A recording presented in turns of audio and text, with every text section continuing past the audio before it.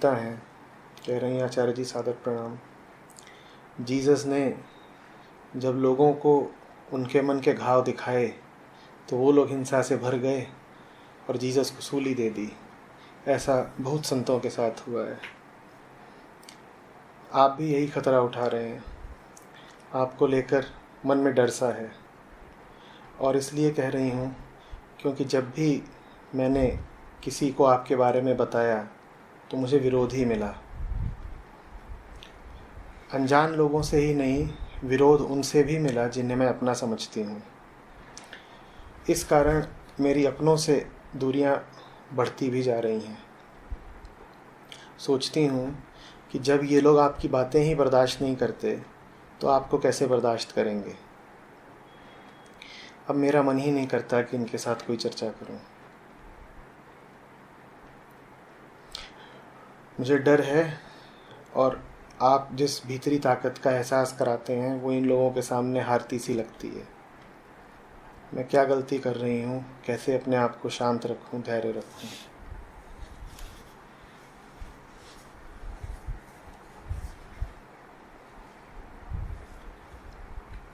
संगीता।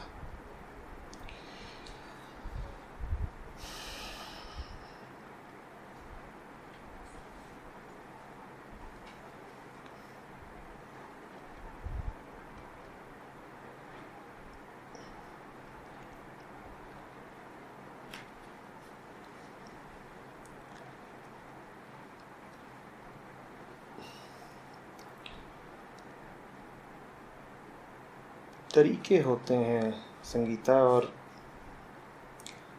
हर समय के, हर युग के अलग अलग तरीके होते हैं।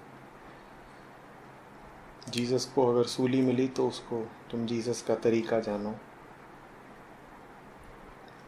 ये कोई अन्याय या अत्याचार नहीं हो गया था जीसस के साथ।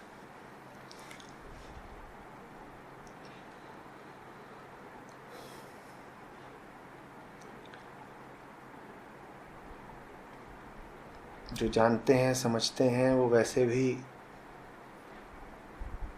देह को बहुत महत्व देते नहीं।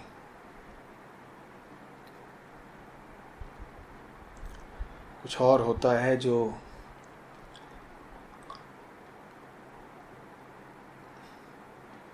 उन्हें खींच रहा होता है, उन्हें प्रेरित कर रहा होता है, रोम रोम पुकार रहा होता है मुक्ति मुक्ति मुक्ति। रोम रोम कह रहा होता है एकत्व। वो अपनी मुक्ति में जी रहे होते हैं और भली भांति जानते हैं कि अपने में और दूसरों में वास्तव में कोई भेद नहीं है।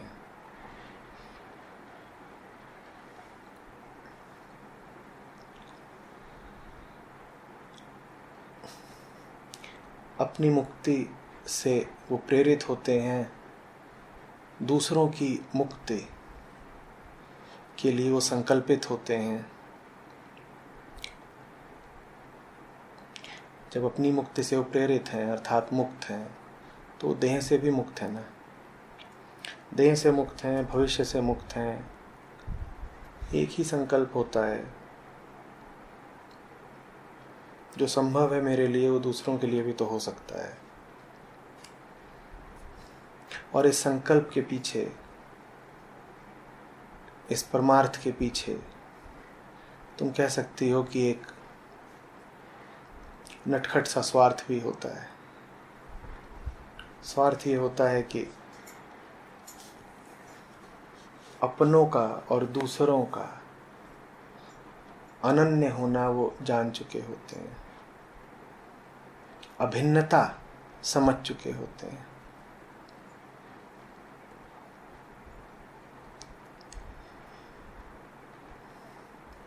जान चुके होते हैं कि एक तल पर जहां फर्क नहीं पड़ता मुक्त पुरुष को कि दुनिया में क्या चल रहा है क्या नहीं, वो दुनिया से आज़ाद है, वहीं दूसरे तल पर वो दुनिया से बंधा भी हुआ है। वास्तविक तल तो वही है जहाँ वो आज़ाद है, लेकिन फिर भी जब तक देहधारी है वो, तब तक देह के माध्यम से ही सही दुनिया से एक रिश्ता तो रखता ही है। वो दुनिया की आज़ादी के लिए भी कृत संकल्प होता है। वास्तव में उसके जीवन का और कोई मकसद ही नहीं होता।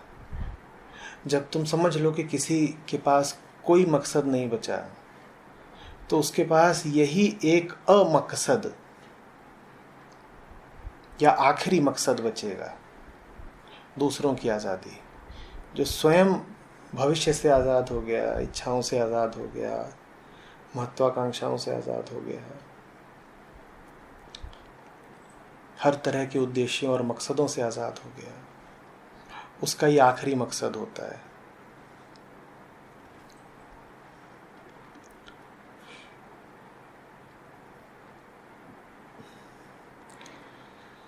तो जीसस के साथ जो हुआ या बाकी अन्य संतों के साथ जो हुआ, वो तुम्हारी दृष्टि में बड़ी मर्मभेदक घटना है,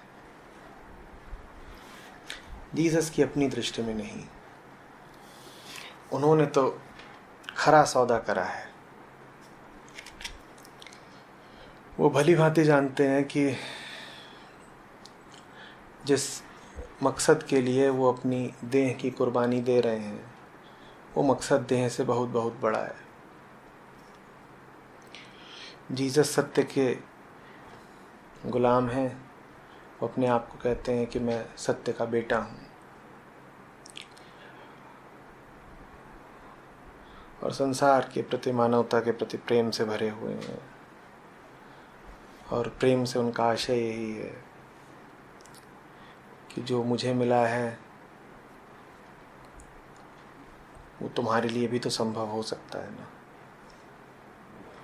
संभव भर ही नहीं हो सकता, उसी के लिए तो तुम भी तड़प और तरस रहे हो ना।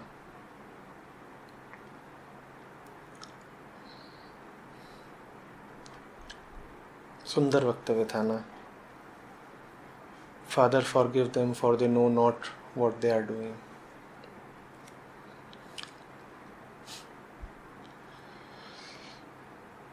सतह सतह पर मत रह जाना। ये मत सोच लेना कि एक साधारण घटना घट रही है, किसी अच्छे आदमी को कुछ बुरे आदमियों ने मार दिया।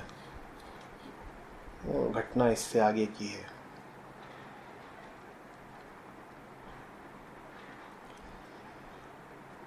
विधि है जीसस की कुर्बानी, तरीका है, विधि है। कई बार तुम्हारे प्रेमी के सामने, गुरु के सामने तुम्हें जगाने का, उठाने का और कोई तरीका ही नहीं रह जाता।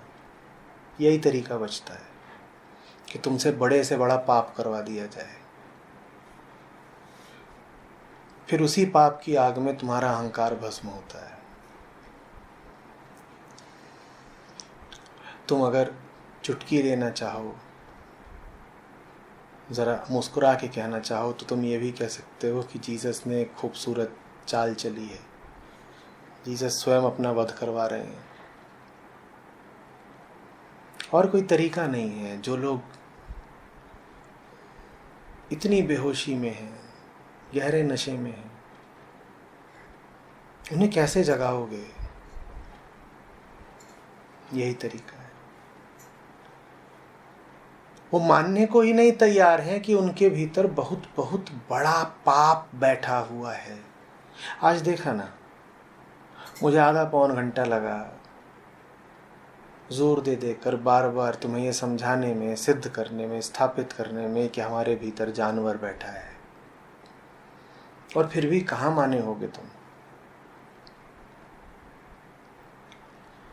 जीसस कैसे बताएं बार बार, कैसे समझाएं तुम्हें कि सिनर हैं हम।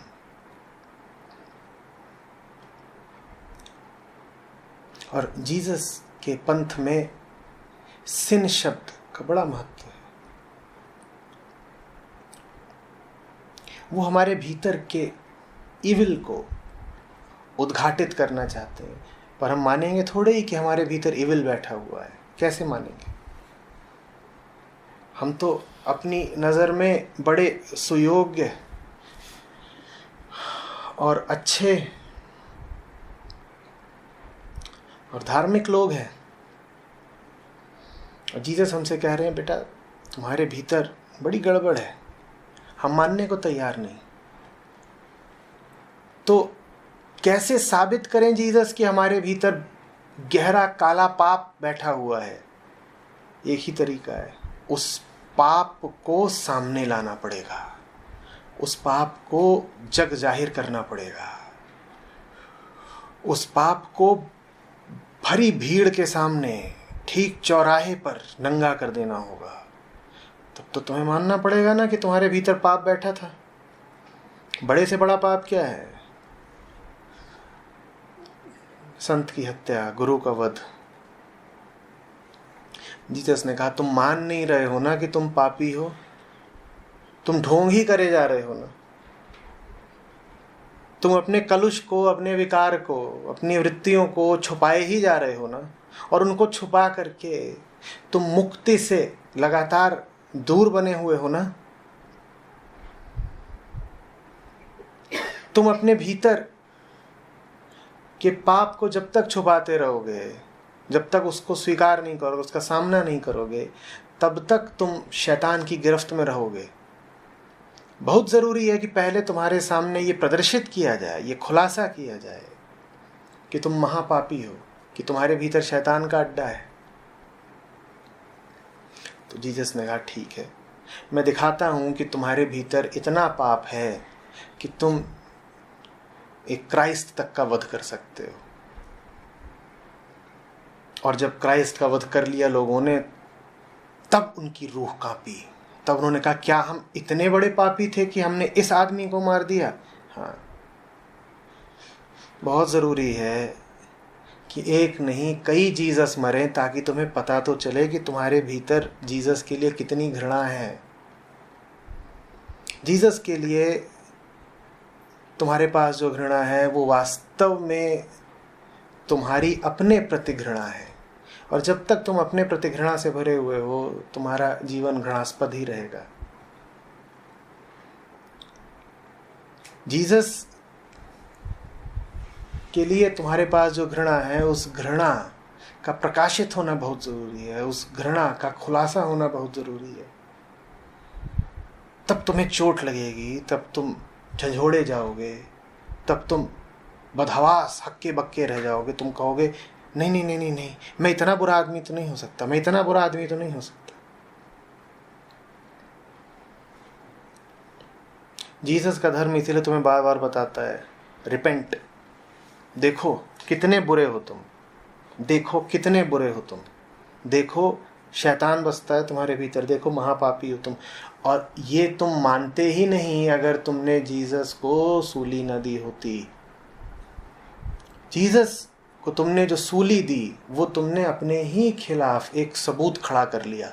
अब उस सबूत के सामने तुम अवाक हो, उस सबूत के सामने तुम निरुत्तर हो। नहीं तो न जाने कितनी शताब्दियां बीत जाती और तुम मानते ही नहीं कि तुम पाशविक हो, दरिंदे हो और पापी हो। तुम कहते नहीं साहब, हम तो अच्छे आदमी हैं। अब कैसे कहोगे अच्छे आदमी हैं? पूरी दुनिया में हर चर्च में क्रॉस पर जीसस लटके हुए हैं, और उनकी देह से खून बह रहा है, और उनके सर पे कांटों का ताज है, और वो ताज तुमने रखा है, वो खून तुमने बहाया है। जीसस की हत्या की पुरजोर कोशिश तुमने की है। इसलिए जीसस को बोलना पड़ा, they know not what they are doing.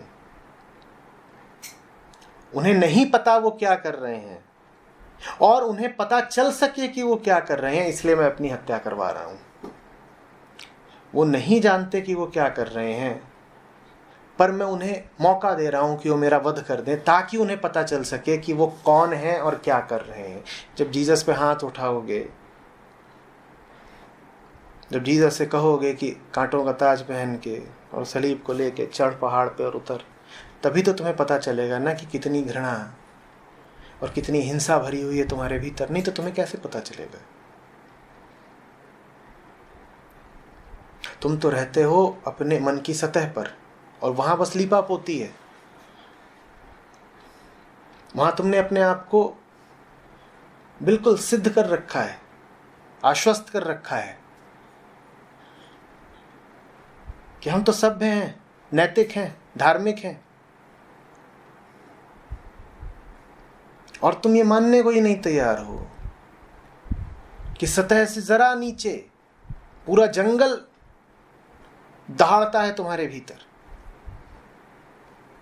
तुम्हें मानने को ही नहीं तैयार हो कि तुम्हारे मन की सतह से जरा नीचे जाएं तो तुम किसी का भी खून पी सकते हो, किसी की भी हत्या कर सकते हो, और वहां इरादे तुम्हारे यही हैं। बिल्कुल फर्क नहीं पड़ता कि तुम्हारे सामने जीसस हैं, कि सुकरात हैं, कि मंसूर हैं, कि सरमद है, कोई फर्क नहीं पड़ता। ये तो 2-4 नाम हैं जो प्रख्यात हो गए क्योंकि उनकी तुमने शारीरिक हत्या ही कर डाली। लाखों रहे हैं जिनको तुमने खूब सताया है सिर्फ इसलिए क्योंकि वो सच के साथ थे। सच के प्रति तुम्हारी घृणा इतनी तीव्र है।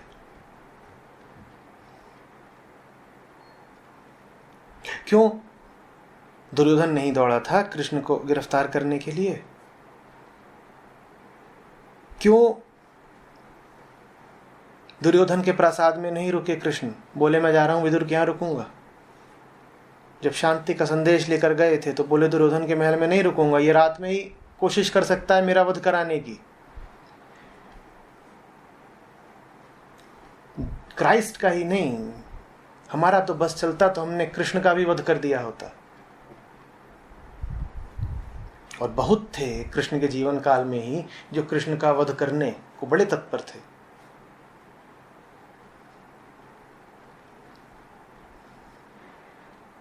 कृष्ण हो, राम हो, बुद्ध हो, महावीर हो, कौन है हमने जिसका वध नहीं करना चाहा है? और मैं तुम्हें बता दूं, जो तुम्हें सच की राह पर ले चलेगा, तुम्हारे भीतर से घृणा की प्रचंड लपट उठेगी उसके खिलाफ। तुम बुरे से बुरे आदमी को माफ कर सकते हो, अच्छे आदमी को माफ नहीं कर सकते। जो तुमको नरक में, पाताल में गिराता हो तुम उसे माफ कर दोगे, पर जो गुरु तुम्हें उठाता हो उसको तुम बिल्कुल माफ नहीं कर सकते। सर्वाधिक घृणा अगर तुम्हारे अंतर जगत में बसती है किसी के खिलाफ तो वो बसती है किसी क्राइस्ट के खिलाफ, क्योंकि वो तुम्हें कुछ समझाता है, उपदेशित करता है, रास्ता बताता है और डांटता है। क्राइस्ट से जितनी घृणा तुम करते हो उतनी किसी और से नहीं कर सकते।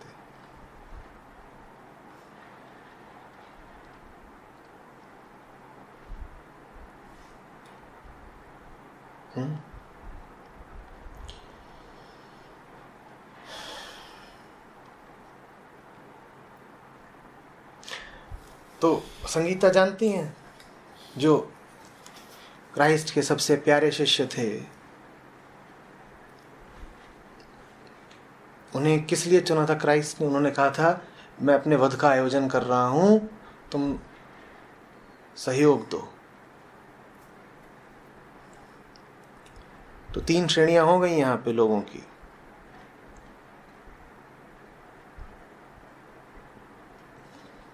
एक वो जो घृणा से इतने भरे हुए हैं, जो मारने पर ही उतारू हैं कि आज मार ही देंगे जीसस को।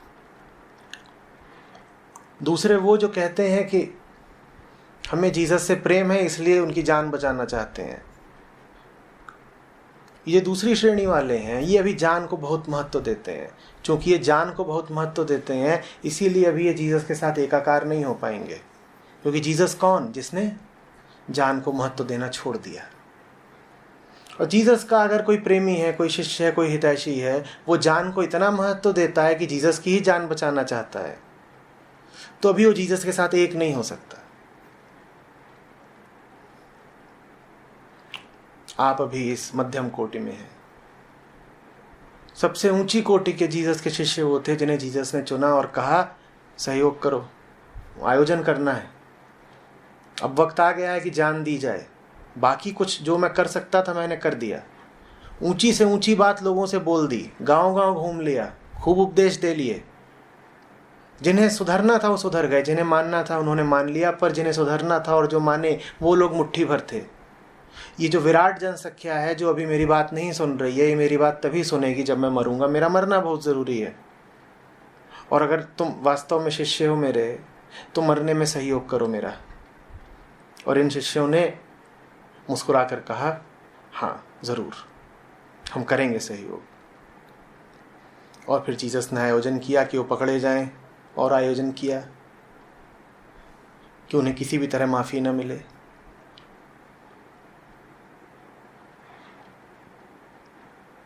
और फिर जब पुनरुज्जीवित हुए तो बस एक दो ही लोग थे उनके पास। फिर चले गए जीसस, बोले काम पूरा हो गया। मैंने तुम्हें आईना दिखा दिया, मैंने दिखा दिया कि तुम्हारा जीवन कुछ और नहीं है, घृणा से भरी हुई एक बदहवास चीख है।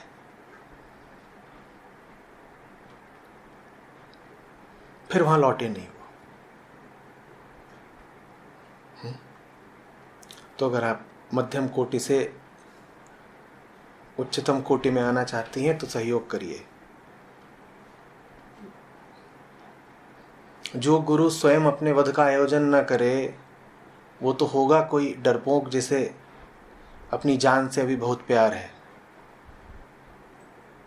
वो तो होगा कोई अज्ञानी कामी जो अभी देह भाव में ही जीता है। आपको तो अगर दिखाई दे कि यहाँ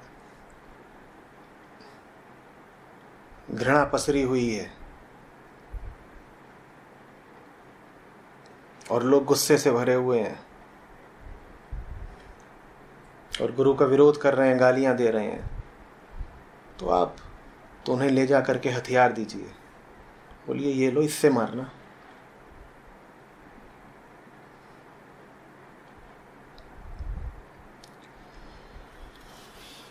देखिए, समझिए, मेरी बात ऐसी नहीं है कि कोई भी उसे ठुकरा सके या काट सके। मुझे हराने के लिए लोग मेरी बात काटते नहीं हैं, काटना असंभव है। अगर कोई काटने की कोशिश करेगा तो हार जाएगा। मेरी बात अकाट्य है क्योंकि वो मेरी बात है ही नहीं। मुझे हराने के लिए लोग मेरी उपेक्षा करते हैं। वो कहते हैं हमें सुनना ही नहीं, हम सुनना नहीं चाहते। वो कानों में उंगली डाल लेते हैं।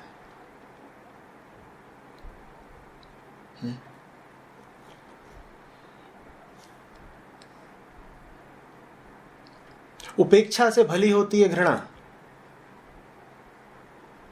जब मैं कह रहा हूं उपेक्षा से भली होती है घृणा, तो मेरा आशय है घृणा का प्रदर्शन। क्योंकि उपेक्षा के नीचे तो घृणा दब जाती है वास्तव में घृणा।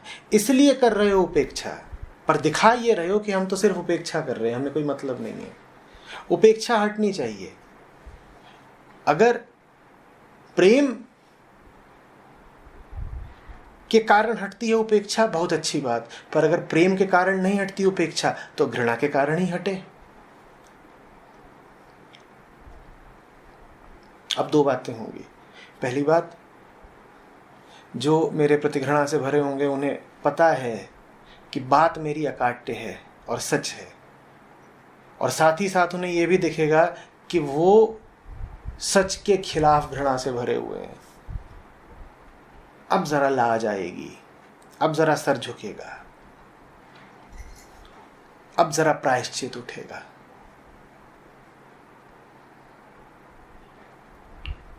उस घृणा का प्रदर्शन होने दीजिए। खून अगर बहता है तो बहने दीजिए, रंग लाएगा।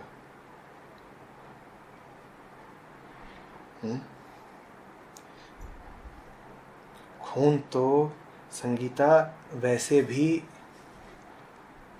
बह ही रहा है।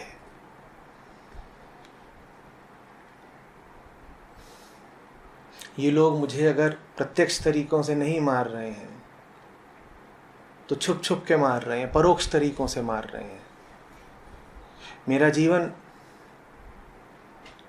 एक मकसद के लिए है, ये उस एक मकसद के रास्ते में रोड़ा बनकर मुझे मार रहे हैं। पर ये जिन तरीकों से मुझे मार रहे हैं वो तरीके दिखाई नहीं देते, तो इन लोगों को पाक साफ बने रहने का बहाना मिल जाता है। ये मेरी उपेक्षा करके मुझे मार रहे हैं, उससे अच्छा है कि ये खुलेआम खून बहा के मारें। फिर कम से कम इनके पास ये दलील तो नहीं बचेगी ना कि ये पाक साफ हैं।